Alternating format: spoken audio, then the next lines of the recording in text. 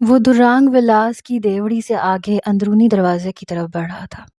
سیاہ پینٹ کوٹ، سرخ ٹائی میں ملبوس، سلیقے سے بال بنائے، سانولی رنگت، جاذب نظر نقوش اور مناسب قد کاٹ لیے، وہ انل یوسف تھا، دران ملک کا نجی معاون کم دوست زیادہ۔ دران نے کبھی اس پر پابندی نہیں لگائی تھی کہ وہ یوں ہمیشہ پیشہ ورانہ پی اے کی طرح کوٹ پینٹ میں ملبوس رہے، لیکن اسے یہ سب اچھا لگتا تھا۔ بھلے وہ اس دنیا میں دران ملک کے سب سے زیادہ قریب اس کا جگری دوست تھا، لیکن وہ دنیا والوں کی نظر میں فقط اس کا پی اے تھا، سپر اسٹار درانگ ملک کا پی اے انل یوسف۔ دیوڑی سے 2 زینے چڑھ کر ہلکے بھورے رنگ کی لکڑی کا 2 پٹ والا گیٹ اندر کی طرف درانگ ولاس کے ہال کی راہداری میں کھلتا تھا۔ اس سے چند قدم کی گیلری جس سے دائیں بائیں دیواروں پر بیش قیمت پینٹنگز لٹک رہی تھیں، ان میں سے گزر کر آگے سامنے بڑے سے ہال نما کمرے میں دیدہ زیب صوفے اور کاؤچ رکھے گئے تھے۔ اس ہال کی ایک مکمل دیوار شیشے کی تھی جو باہر نیلے سمندر کو مکمل نظارہ بخشتی تھی۔ ہلکے نیلے رنگ کے پردے بڑی نفاست سے اس دیوار سے اٹھتے ہوئے باہری سمندر کے منظر کو ایک دل آویز سینری کی طرح پیش کرتے تھے۔ اسی ہال کی دوسری دیوار پر بہت بڑی سمارٹ ٹی وی اسکرین نصب تھی۔ انل نے زینے پہ قدم جمائے چند سیکنڈ اندرونی دروازے کے آگے کھڑے ہو کر اپنی کلائی پر بندی گھڑی پہ وقت دیکھا۔ صبح کے 10 بج رہے تھے۔ اس نے کلائی گھمائی اور ہاتھ نیچے کیا۔ اس جدید دور میں بھی گھڑی باندھنے کی یہ عادت اس میں دران ملک سے ہی منتقل ہوئی تھی۔ کہیں نہ کہیں وہ خود دران کا بہت بڑا مداح تھا۔ سپر اسٹار دران کی کلائی پر بندھی بیش قیمت پاکٹ فلیپی کو دیکھ کر اس کے کتنے ہی مداح کلائی پر گھڑی باندھنے لگے تھے۔ انل اب دروازہ کھول کر ہال میں داخل ہو چکا تھا۔ پروقار انداز میں قدم بڑھاتا وہ اب ہال کے وسط میں کھڑا روزین کی تلاش میں نگاہیں گھما رہا تھا، جب اسے دائیں طرف کھانے کے کمرے میں وہ کھانے کی میز کے پاس نظر آئی۔ دران ولاس کے مکین اس وقت ناشتے کی میز پر موجود تھے، اور ہمیشہ کی طرح ان میں دران موجود نہیں تھا۔ بہت بڑے کھانے کے میز پر ایک طرف اسفند ملک بیٹھے تھے، دوسری طرف روبی اور برہان بیٹھے تھے۔ روزین انہیں ناشتہ پیش کر رہی تھیں۔ انل نے قدم اسی طرف بڑھا دیے۔ اس کا درانگ ولاس میں آنا معمول تھا، اس لیے وہ بلا تکلف آگے بڑھا۔ ہیلو، گڈ مارننگ، مؤدب لہجے میں ہلکی سی مسکان کے ساتھ سب پر نگاہ دوڑائی۔ وہ لوگ پہلے ہی اس کی طرف متوجہ ہو چکے تھے، فقط اسفند ملک نے مسکراہٹ کے ساتھ سر ہلا کر اس کی آمد کا خیر مقدم کیا۔ انل نے روزین کی طرف جیسے ہی دیکھا تو وہ سمجھ گئی کہ اسے دران کو انل کے آنے کی اطلاع دینی ہے۔ وہ سر اس بات میں ہلاتی دران کے کمرے کی طرف بڑھی۔ روزین کے پیچھے ہی انل نے بھی قدم واپسی ہال کی طرف بڑھائے۔ انل، کہاں جا رہے ہو تم؟ کم جوائن اس، اسفند ملک کی آواز عقب سے سنائی دی۔ انل نے رخ موڑا۔ وہ شیشے کے بنے میز پر کوہنیاں ٹکائے شائستگی سے ٹوسٹ چبا رہے تھے۔ نہیں سر، تھینک یو، مؤدبانہ لہجے میں انکار کیا۔ اسفند ملک سے مسکراہٹ کا تبادلہ کیا اور اس سے پہلے کہ قدم واپسی کے لیے اٹھاتا، برہان کے درست لہجے میں کہے گئے جملے پر قدم پھر سے تھمے۔ بھائی، جب باس میں اتنا نخرہ ہے تو پھر پی اے پر بھی کچھ اثر تو ہوگا۔ وہ کہاں ہمارے ساتھ وقت گزارنا چاہے گا؟ برہان کے لبوں پر استہزائیہ مسکراہٹ تھی۔ کندھے اچکائے ہمیشہ کی طرح طنزیہ جملہ اچھالا۔ اسفند ملک نے غصے سے لب بھینچتے ہوئے برہان کی طرف دیکھا تھا۔ برہان آنکھوں میں تنبیہ کرتے ہوئے اسے گھورا تھا۔ انل نے چہرے پر ضبط کے آثار کو چھپایا۔ نہیں سر، کوئی نخرہ نہیں ہے، ایکچولی ابھی ناشتہ کیا ہے تو اس لیے منع کر دیا۔ انل نے زبردستی مسکراہٹ لبوں پہ سجائے جواب دیا۔ روبی جو تب سے خاموش تماشائی بنی بیٹھی تھی، کنکھیوں سے ایک نگاہ اسفند ملک پر ڈال کر گویا ہوئی، ویل، نخرہ نہیں ہے، لیکن جھوٹ بولنا تو کوئی تم سے سیکھے۔ روبی نے ناک بھینچے طنزیہ لہجے میں معنی خیز جملہ ادا کیا۔ انل نے ناسمجھی میں ایک نظر اسفند ملک کی طرف دیکھا جو اب روبی کو گھور رہے تھے۔ جی، میں کچھ سمجھا نہیں۔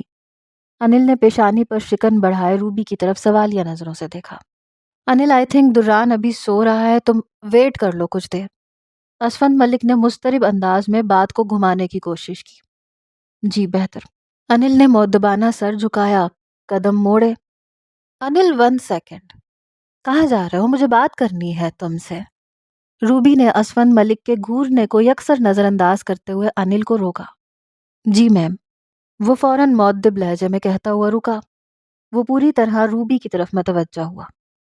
روبی ہاتھ میں پکڑے چمچ کو ہوا میں جھلاتی آنکھوں کو مزید سکوڑ رہی تھی۔ انل، تم نے کل کہا تھا کہ دران کی چائنا کے لیے فلائٹ ہے، رائٹ؟ روبی نے ابرو چڑھائے طنزیہ لہجے میں استفسار کیا۔ جی۔ انل نے آنکھوں کو سکوڑے ناسمجھی سے اسفند ملک کی طرف دیکھا۔ روبی، ختم کرو اس بات کو۔ انل تم جاؤ۔ اسفند ملک نے ہاتھ کے اشارے سے انل کو جانے کا کہا۔ وہ معاملہ مزید طول میں ڈالنے کے حق میں نہیں تھے۔ نہیں انل، تم بتا کر جاؤ گے۔ تم نے جھوٹ کیوں بولا تھا؟ روبی نے ناک پھلا کر دانت پیستے ہوئے پھر سے سوال دہرایا۔ میم، میں نے جھوٹ ہرگز نہیں بولا تھا۔ ان کی فلائٹ تھی کل، نئی فلم کی شوٹنگ چائنا میں ہے، مگر کل میٹنگ میں دران کی جھڑپ ہو گئی۔ ہاروے کی فلم چھوڑ آیا ہے وہ۔ انل وضاحت دیتے ہوئے بار بار نافہمی کے شکن ابھارے اسفند ملک کی طرف دیکھ رہا تھا۔ کیا؟ ہاروے وائنسٹائن اتنے بڑے پروجیکٹ کو چھوڑ دیا؟ برہان نے ایک دم پوری آنکھیں کھولے متحیر لہجے میں دہرایا۔ جی، وہ بس کل ہاروے نے مزید چند مناظر کا اضافہ کر دیا تھا فلم میں، تو دران سے اختلاف ہوا، اسی پر جھڑپ ہوئی اور دران غصے میں سب چھوڑ آیا۔ انل نے متوازن لہجے میں ساری بات واضح کی۔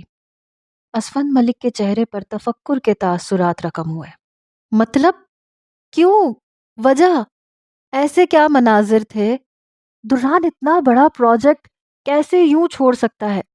ابھی تو کوئی اور پیشکش بھی نہیں ہے۔ اسفند ملک نے بھویں اکٹھی کیے تشویش ظاہر کی۔ وہ کارلا کے ساتھ بیڈ روم بولڈ سینز ہیں کچھ۔ انل نے گہری سانس لیتے ہوئے وجہ بتائی۔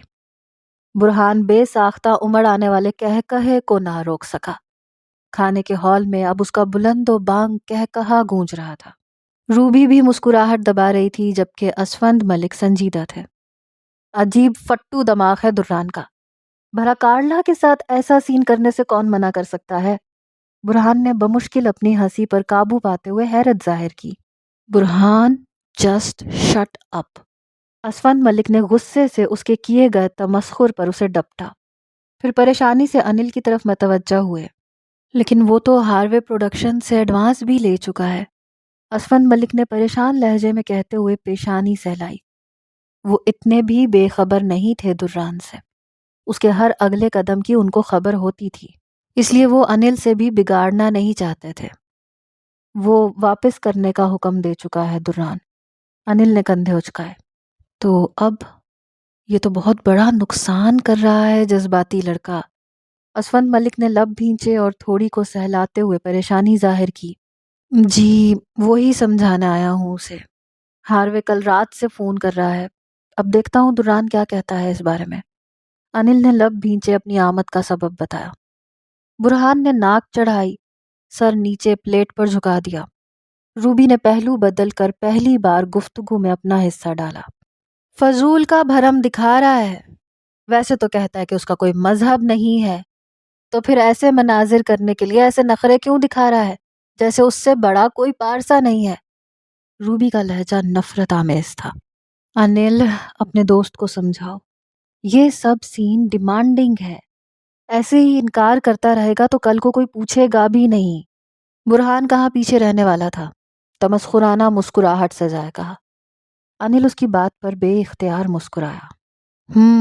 درست کہا آپ نے برہان سر، اگر ان کا کریئر ختم ہوا تو پھر تو آپ کا۔ انل نے بات کو ادھورا چھوڑا تھا۔ ڈائننگ ہال میں داخل ہوتی روزین اب پاس آ کر انل کی طرف متوجہ تھی۔ انل سر، آپ کو کمرے میں بلا رہے ہیں۔ روزین نے نگاہ جھکائے مؤدبانہ اطلاع دی۔ انل نے اس بات میں سر کو جنبش دی اور قدم دران کے کمرے کی طرف بڑھا دیے۔ اس کا دماغ بھی دران نے چڑھا رکھا ہے، ورنہ یہ کیا ہے بلڈی۔ برہان نے نخوت سے ناک چڑھائی اور دانت پیستے ہوئے انل کی پشت کو گھورا۔ برہان، کول ڈاؤن۔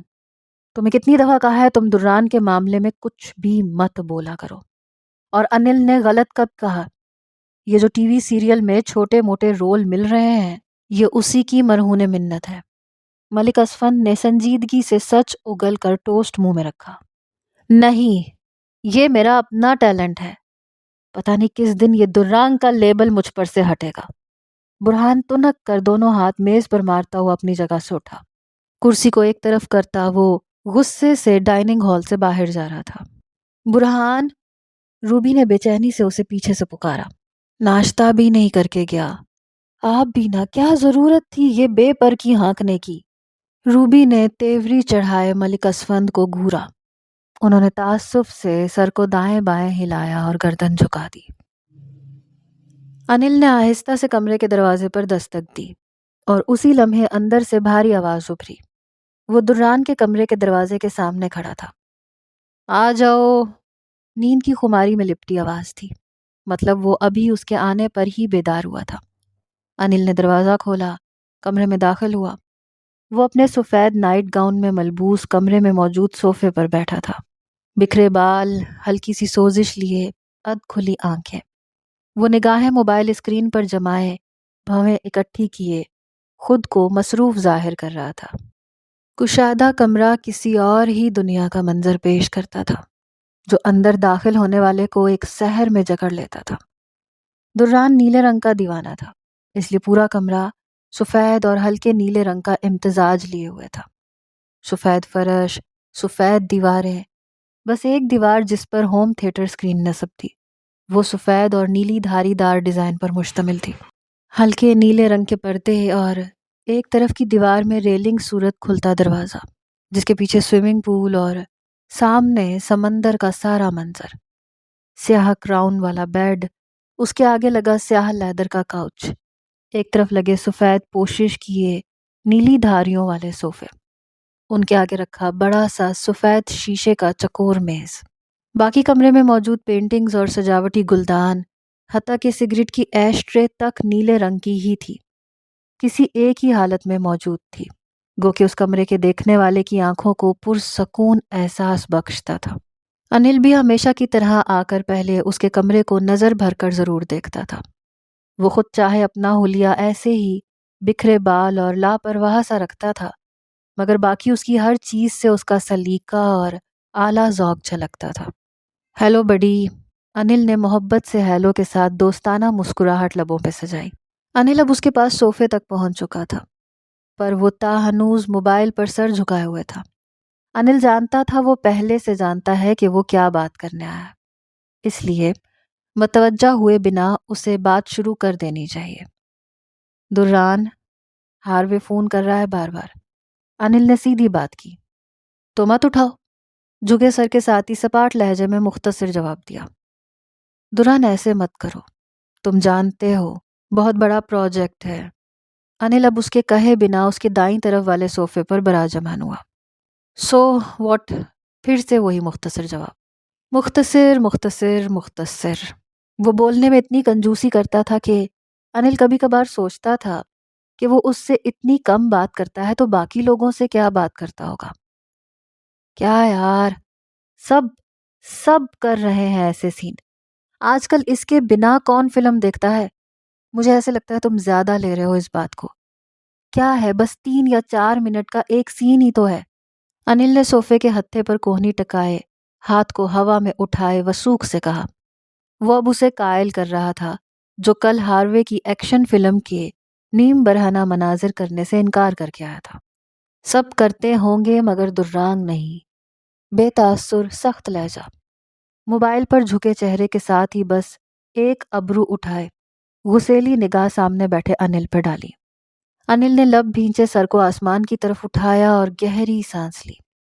وہ جب ایسے دیکھتا تھا تو اپنے فیصلے کے اٹل ہونے کا ثبوت دیتا تھا، اور جب وہ ڈھیٹ ہو جائے تو پھر اس کا انجان باپ بھی ظاہر ہو کر اسے اس کے لاہے عمل سے نہیں ہٹا سکتا تھا۔ وہ پیدائشی ضدی نہیں تھا، اسے ضدی بنا دیا گیا تھا۔ دران میرے بھائی، میگا پروجیکٹ ہے، سوچ ذرا، ہاروے کی فلم، پھر کو اسٹار کارلا، چلنے سے پہلے ہی سپر ہٹ ہے یہ فلم، لکھوا لے مجھ سے۔ ایک چھوٹے سے سین کے لیے کیوں اتنا بھاؤ کھا رہا ہے؟ التجائی لہجے میں وہ اب دران کی منت سماجت اور لالچ دینے پر اتر آیا تھا۔ وہ چھوٹا سا ہی سین ہے لیکن مجھے ہضم نہیں ہے، سپاٹ لہجے میں وہی ڈھیٹ جواب۔ دروازے پہ ہلکی سی دستک ہوئی، دونوں نے ایک ساتھ نگاہ اٹھائی۔ کم ان۔ دران نے روب دار آواز میں اندر آنے کی اجازت دی۔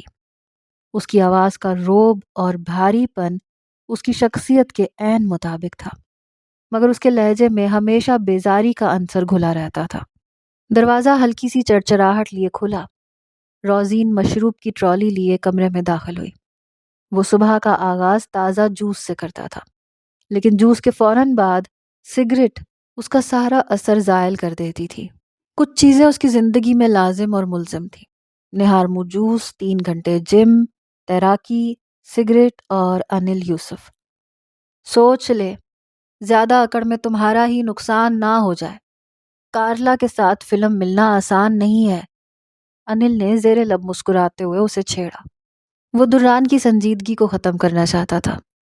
روزین اب ٹرالی سے اٹھا کر مشروب میز پر سجا رہی تھی۔ وہ اردو نہیں جانتی تھی، اس لیے ان دونوں کی گفتگو اس کی موجودگی میں بھی جاری تھی۔ کارلا ہو یا اینجلا، انکار ہے۔ آگے ہوتے ہوئے ہاتھ کے اشارے سے روزین کو منع کر کے جوس کا گلاس خود اٹھایا۔ اسی طرح ہاتھ کے اشارے سے انل کو بھی گلاس اٹھانے کا کہا۔ انل نے گلاس آگے ہو کر اٹھایا اور روزین اب کمرے سے باہر جا رہی تھی۔ تازہ سنگترے کا جوس فرحت بخش احساس دے رہا تھا۔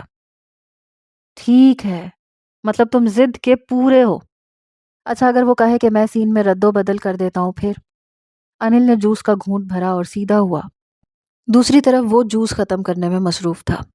اس کی بات کو سنی ان سنی کیے، یا شاید جواب دینے کے موڈ میں نہیں تھا۔ کچھ تو جواب دو۔ اگر میں ہاروے سے کہوں کہ وہ مناظر میں کچھ تبدیلی کر دے تو پھر؟ انل نے ابرو چڑھائے، جواب طلب نگاہیں اس پہ ڈالیں۔ وہی خاموشی۔ اب جوس کا دوسرا گلاس بھرا جا رہا تھا۔ انل نے نگاہیں اس کے مضبوط بازوؤں پر ٹکائیں۔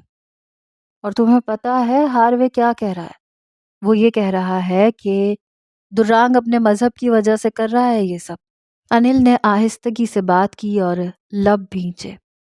پتا تھا کہ اب کی بار وہ ضرور بولے گا۔ دران نے چونک کر نگاہ اٹھائی۔ پیشانی پر جہاں رگیں ابھری تھیں، جبڑے ضبط کرنے کی وجہ سے ایک دوسرے میں پیوست نظر آئے۔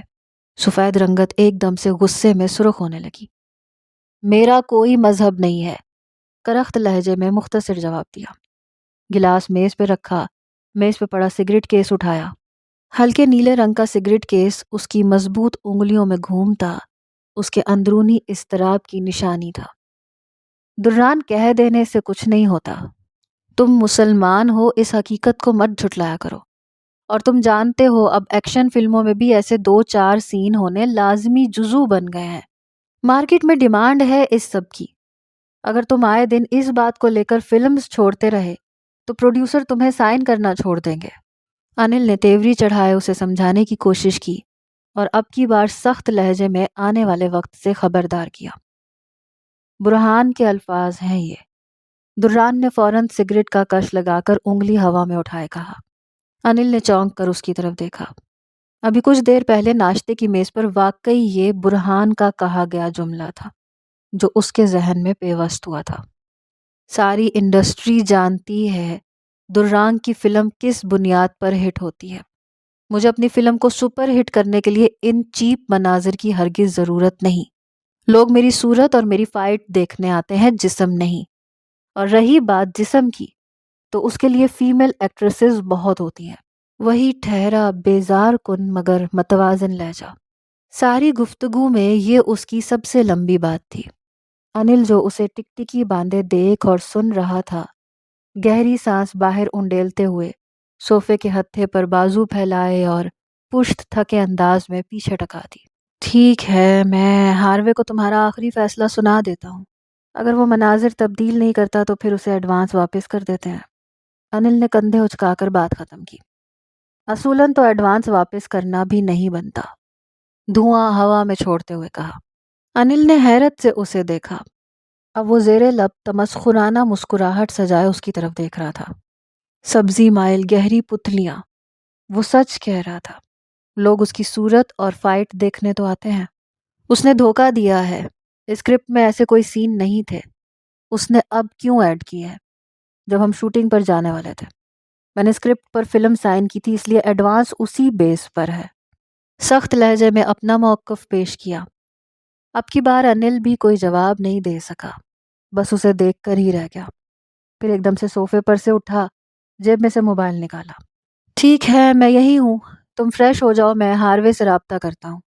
انل نے انگوٹھا گھما کر موبائل اسکرین کو کھولا۔ نہیں، وہ خود رابطہ کرے گا، تم نہیں کرو گے۔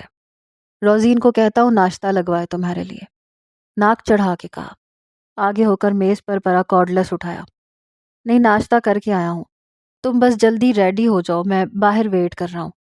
انل نے مسکرا کر ناشتے سے انکار کیا، قدم باہر کی طرف بڑھا دیے۔ ہاروے سے رابطہ تو اسے ہی کرنا تھا۔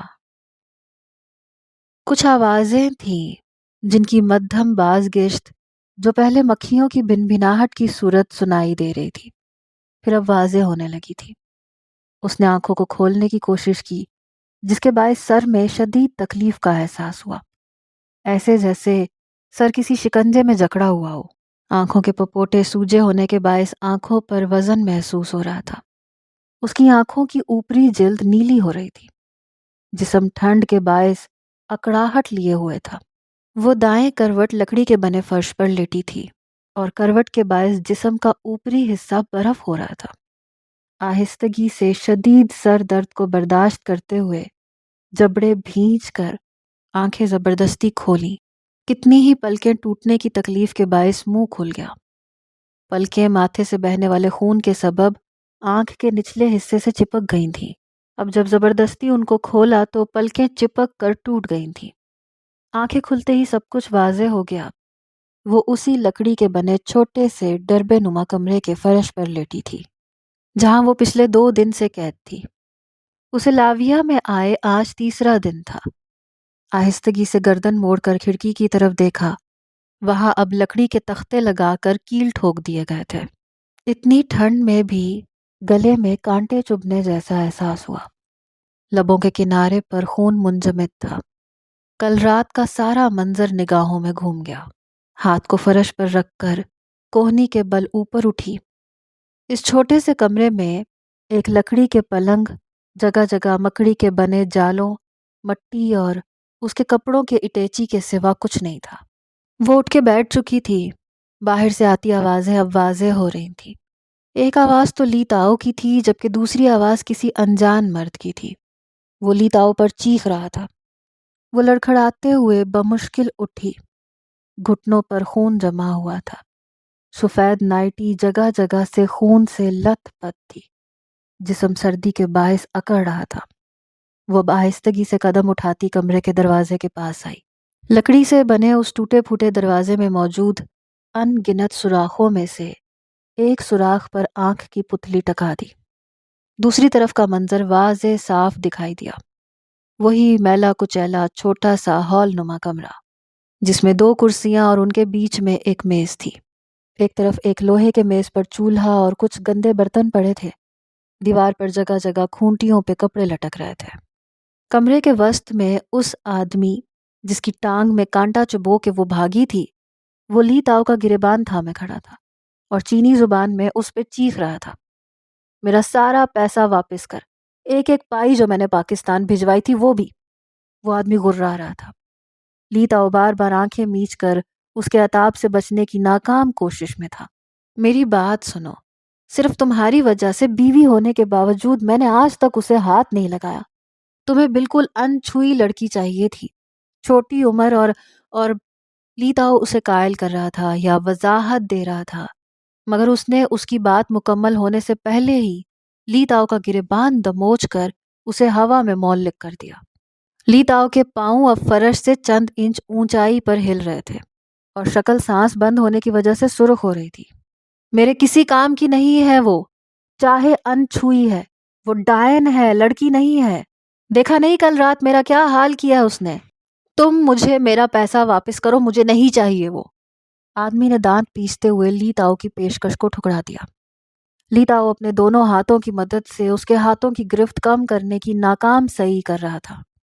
تم تم ایک ٹرائی اور کرو، بہت مارا ہے کل اسے میں نے، آج چوں بھی نہیں کرے گی، تم ہی پہلے ہو جس کو وہ پیش ہوئی ہے، لیتاؤ بمشکل بولتے ہوئے اسے پچکار رہا تھا۔ دروازے کے پار آنکھ کی سیاہ پتلی میں خوف کے سائے لہرا گئے تھے۔ نہیں، مجھے نہیں چاہیے، مجھے میرا پیسہ چاہیے بس، وہ تیش میں چلایا۔ اوکے اوکے، میں کل اسے شہر بیچنے جا رہا ہوں، تمہیں پرسوں پیسے مل جائیں گے۔ لیتاؤ ہاتھ جوڑے اس سے مہلت مانگ رہا تھا۔ ہر حال میں، نہیں تو وہی کانٹا اب کی بار تیرے اندر گھسا دوں گا، سمجھا؟ اس نے ایک جھٹکے سے لیتاؤ کو چھوڑا۔ وہ لڑکھڑا کے پیچھے پڑی کرسی سے ٹکرایا۔ آدمی اب غصے سے اسے گھور رہا تھا، جبکہ لیتاؤ زمین پر لیٹا سانس بحال کرتا ہوا کھانس رہا تھا۔ اس آدمی نے گھور کر آخری نگاہ لیتاؤ پر ڈالی، پھر لنگڑاتا ہوا گھر کے بیرونی دروازے کی طرف بڑھ گیا۔ یقیناً کل رات کانٹا چبھنے کی تکلیف اسے بہت زیادہ ہوئی ہوگی، کیونکہ اس نے نہ صرف کانٹا اس کی ران میں گاڑا تھا بلکہ اس پہ اپنا پورا وزن بھی ڈال دیا تھا، جس کے باعث وہ اس کی جلد کی اندرونی گہرائی میں پیوست ہوا تھا۔ وہ ابھی بھی یوں ہی آنکھ ٹکائے باہر کا منظر دیکھ رہی تھی کہ اچانک لیتاؤ کے دروازے کی طرف دیکھنے پہ دبک کے پیچھے ہوئی۔ خوف کی ایک لہر ٹھنڈے اکڑے جسم میں سرایت کر گئی۔ قدموں کی چاپ اب دروازے کی طرف آ رہی تھی۔ دروازہ دھاڑ کی آواز سے کھلا۔ وہ جو پلنگ پر بیٹھی تھی کانپ کے پیچھے ہوئی۔ لیتاؤ تل ملا کے اس کی طرف آیا، اسے بازو سے کھینچ کے زمین پہ پٹکا۔ وہ کراہ گئی۔ پتا ہے میرا کتنا نقصان کیا ہے تو نے؟ وہ اس گاؤں کا سب سے امیر آدمی تھا، اس کو انچھوئی لڑکی دینے کا پیسہ لیا تھا میں نے۔ لیتاؤ اس کے سر پہ کھڑا چیخ رہا تھا۔ وہ تو بس تیز تیز سانس لے رہی تھی۔ لیتاؤ کو اس کے گھورنے پر مزید غصہ آیا۔ اس نے پھر سے ٹانگوں کی برسات شروع کر دی۔ وہ باہر ہونے والی اپنی ساری تذلیل کا بدلہ اب اس سے لے رہا تھا۔ اس نے ٹانگوں کو سمیٹ کر پیٹ سے چپکا لیا۔ لیتاؤ کے پاؤں اب ٹانگوں پر اور کمر کی ہڈیوں پر لگ رہے تھے۔ وہ مسلسل ٹانگیں مارتے ہوئے چیخ رہا تھا، اور تم نے کیا حال کیا اس کا کل؟ اب میں تمہیں نہیں چھوڑوں گا۔ اس نے تیش سے مٹھیاں بھینچی۔ غصے میں کانپتے ہوئے وہ اب اس کے بالوں کو اپنی مٹھی میں دبوچ چکا تھا اور چہرہ جھٹکا دے کر اوپر کیا۔ وہ تکلیف اور خوف سے کانپ رہی تھی۔ تجھے یہ سب کرنے میں بہت مسئلہ ہے نا؟ اب دیکھنا، یہ جسم جسے تو چھونے بھی نہیں دیتی، کیا حال ہوتا ہے اس کا۔ وہ بار بار اس کی گردن کو جھٹکے دے رہا تھا۔ تمہارے سارے اعضاء ایک ایک کر کے نکال کے بیچے جائیں گے۔